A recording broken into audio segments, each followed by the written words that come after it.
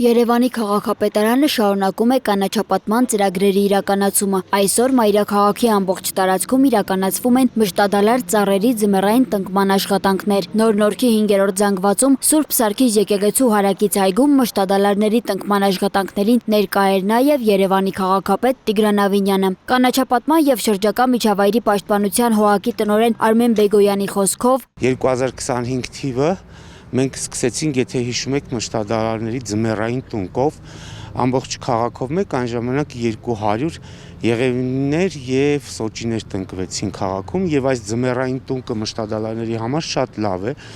եւ ահա այս տարի մենք տարին եզրափակում ենք նորից ձմռանը, նորից մշտադալարների տնկով։ Բեգոյանի խոսքով միայն Նոր-Նորք վարչական շրջանում նախատեսվում է տնկել շուրջ 300 մշտադալար ծառ, որոնցից մոտ 250-ը տնկվում են հենց այս այգում։ Միաժամանակ նմանատիպ աշխատանքներ իրականացվում են նաև Երևանի մյուս վարչական շրջաններում, Վերածննդի, Նանսենի, Կրպեյանի անվան այգիներում եւ այլ կանաչ տարածքներում։ Այսօր տնկվում է 600 մշտադալար ծառեր Երևան քաղաքում եւ դրանից 200-ը մեր ուրեմն գործընկեր կազմակերպություններն են նվիրել, իսկ 400-ը Երևանի քաղաքապետարանը, դրանք հիմնականում մեր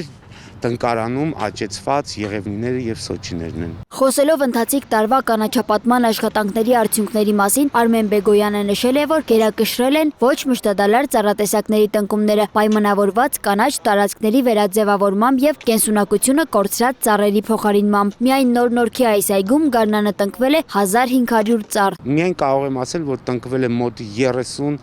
30,000 մշտադալար թփեր, դրանք քաղաքային բորջուրներ, տարբեր ձևավորման աշխատանքներ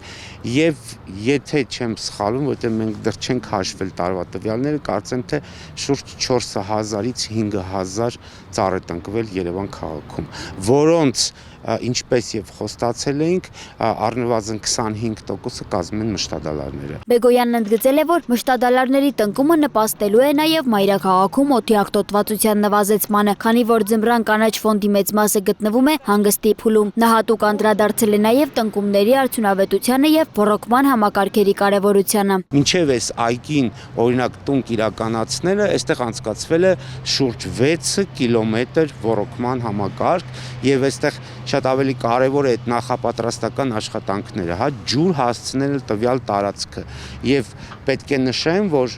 չկա տենց դեպք, գեթ մեկ դեպք չկա, մենք որևիցե ծառ, թուփ, շիվ, չնայած շիվ չենք տնկում Երևան քաղաքում, քանի դեռ այդ վայրը ապահովված չէ ռոռոկման ջրով եւ դրա արդյունքն է նաեւ այն, որ ունենք 95% կպչողականություն։ Նրա խոսքով վերջին 3 տարիների ընթացքում Երևանում կանաչ տարածքներն ավելացել են 60 հեկտարով։ Նա նշել է նաև, որ մայրաքաղաքում այլևս չեն իրականացվում փոքր շիվերի տնկումներ, փոխարենը տնկվում են 10 եւ ավելի տարեկան ծառեր, ինչը թույլ է տալիս կարճ ժամանակում վերականգնել տարիներ շարունակ չզարգացած կանաչ ֆոնդը։ Դրա հետ մեկտեղ իհարկե, բացի այդ 60 հեկտար կանաչ տարածքների ավելացումը, Երևանում տեղի են ունեցել ծառերի, ուրեմն կենսունակությունը կորցրած ծառերի փոխարինում եւ առանց բացառության բոլոր այգիներում նոր ավելի արժեքավոր ոչ գնային իմաստով, այլ ֆունկցիոնալ իմաստով արժեքավոր ծառերի տնկումներ եւ լրացումներ։ Բեգոյանը վստահեցնում է, որ կանաչապատման աշխատանքները շարունակվելու են նաեւ 2026 թվականին։ Սոնա Գիշյան, Տիգրան Ղազարյան, Free News, Ազատ լուրեր։